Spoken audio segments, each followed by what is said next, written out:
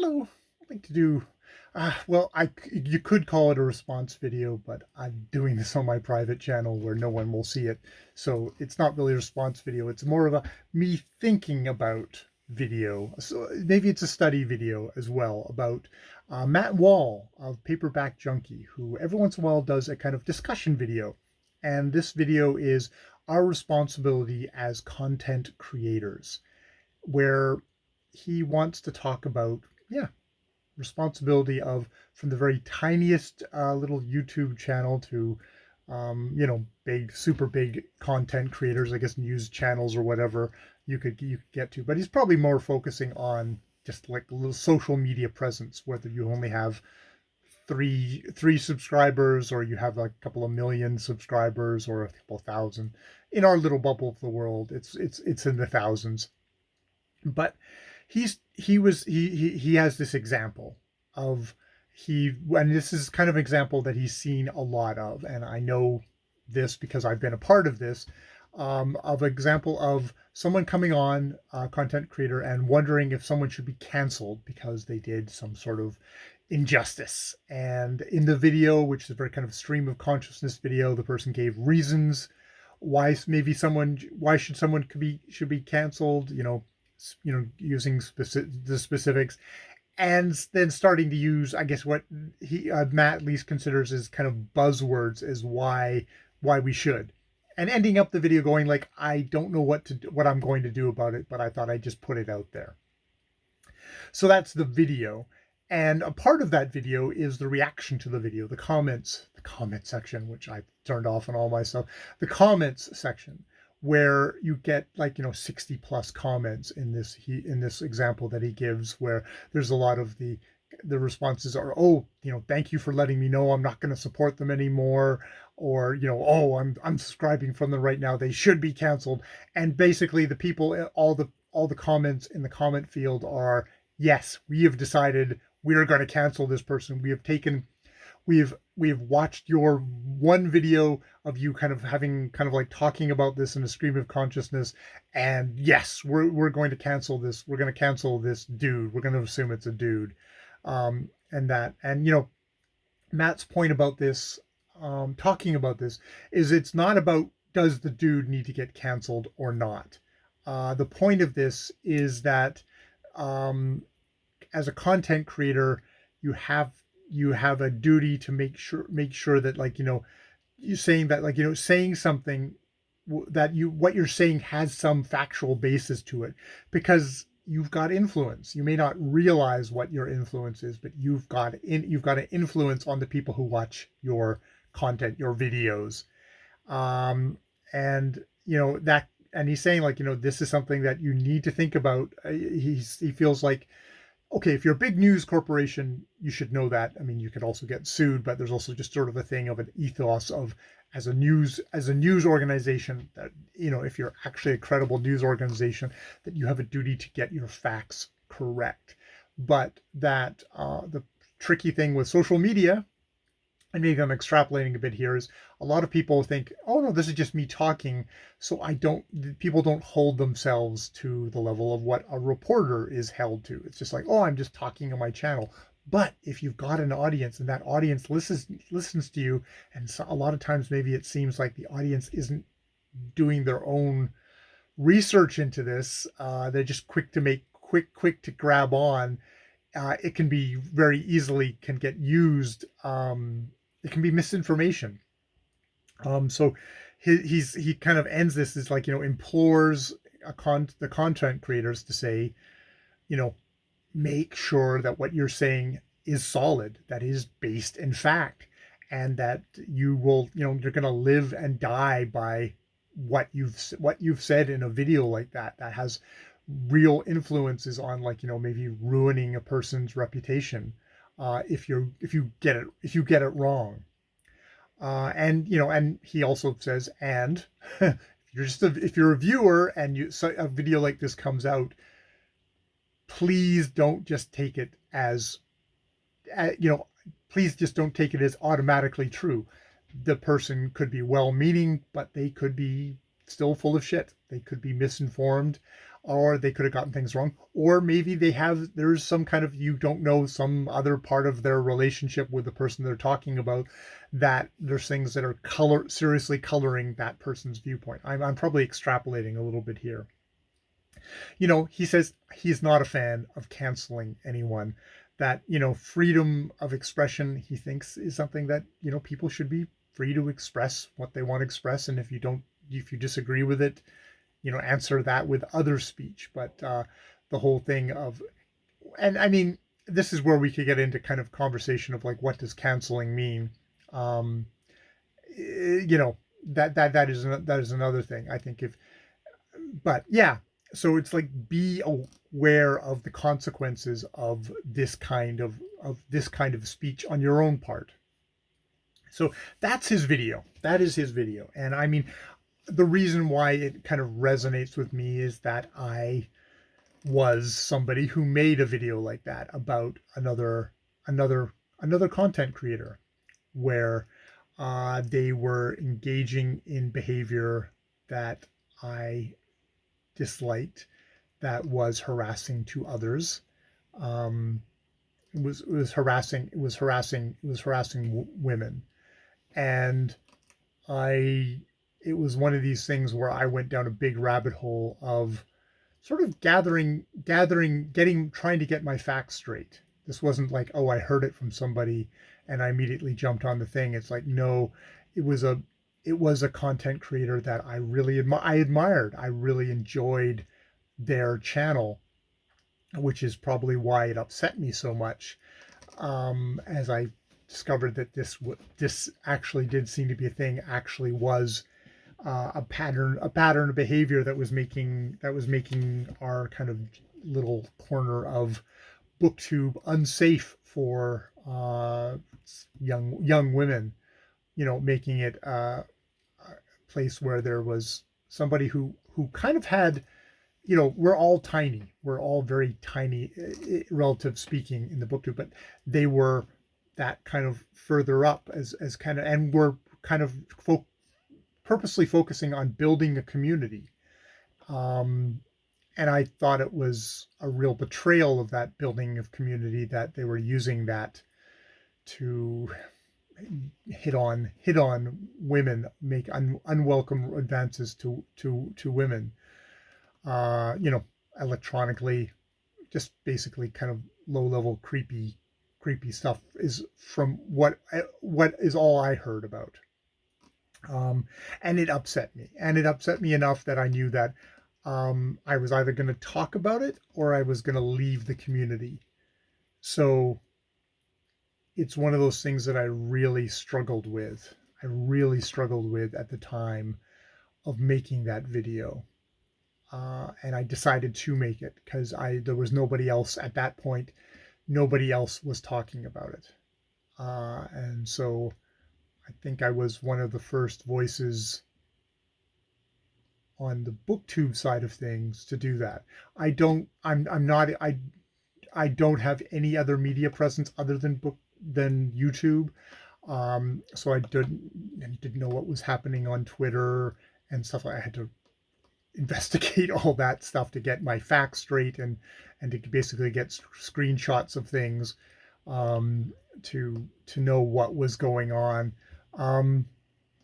And yeah, it was, and I'm really not someone who likes to put myself out there. So I guess why Matt's video brings this up for me is I still think about that. Like, I still think about that. I think about, the comments field, everyone was like, oh, he is a, that content creator. I can't believe they did that. That is horrible. I am no longer supporting them, kind of all that stuff. There were also supporters. There was, he had built a strong community around himself. And a lot of those people stuck around with him and discounted what I said. And maybe they looked at the stuff and decided it was that wasn't anything that they particularly found reprehensible. I did, and that's why I put it out. It wasn't one of these things of I tried to get him kicked off YouTube. I said, look, this is what's happening. I find it fucking horrible, and I want this to be out in the record so that other that if he continues to do this to other young women, they know that they're not alone. And yet there's still a part of me that's like, oh, I did that. I mean, I have to weigh it with, there were, yeah, young women who were feeling really shitty, made to feel really shitty by this guy. um and I mean, it and it's one of these things where I I mean, I think Matt had that thing in his video. It's like, you have to live or die by this, and I guess I live, live and die on what you say. And it's like, I stand by what I said. That video is still up. That video is still up on my channel. The fellow who is directly involved in that, he withdrew from the booktube main community, but he didn't shut his channel. He kept on going. As far as I know, he never addressed it. He sort of said, there's one of these. He never, as far as I know, he's never directly addressed it. He's just, which to me is damning in itself. Me that he knows that he can't defend that. That is me projecting. But let's just, so take away my interpretation. He has never addressed it. There's no video on his channel addressing allegations that were made against him. He just like, nope, nope, I'm not, and just kept on going. So, but it wasn't a video for him. If and people said like, oh well, there, and I appreciated for all the people who were just like, okay, let's just ban him. There were other people saying like, okay, well, maybe he doesn't have to be gone forever. Maybe he will think about this and kind of come back with some kind of response. Maybe he'll work through this. I don't think that ever happened. That's why my video is still up, is that he's never addressed it. So there's never, I've kept that video up. And yeah, yeah. I think I always have, the reason why I responded to Matt's video is there's always a part of me that feels like, did I fuck up? Did I fuck up? I always have that, but I think that is much more about my own insecurities than it is about this situation. I do actually think I did the right thing. I don't like the mob thing of I don't like the mob thing of YouTube. I don't like it when people jump on to comments and just are like, yeah, fuck him, he's dead to me now. um those comments kind of disturb me. I think, then that's not to take away from, there were also some of those voices were women who had obviously had encounters with this guy. um and it was important to me that some of the women who did have encounters with those guys said like, okay, thank you for what I would say doing the minimum, which is standing up and saying that this is wrong. That's all I did. um you know and I guess for all my insecurities and all my like, oh, did I do the right thing? That's what I have to kind of take as, okay, maybe I did do the right thing. um Never feels good to be in that. It never feels good to be in that position though. um you know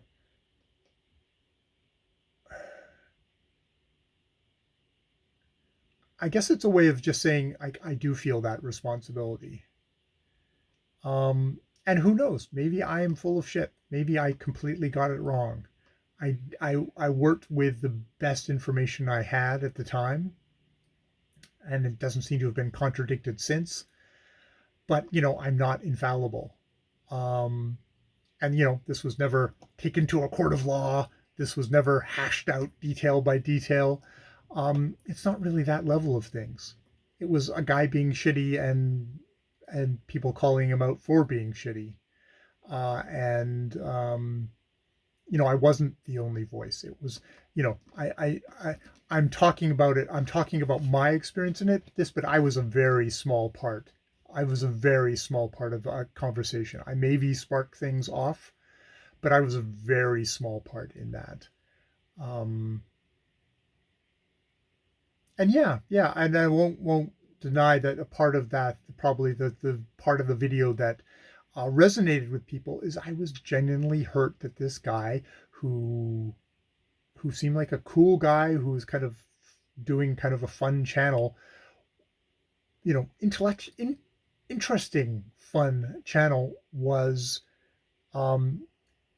away from that being such a prick to women.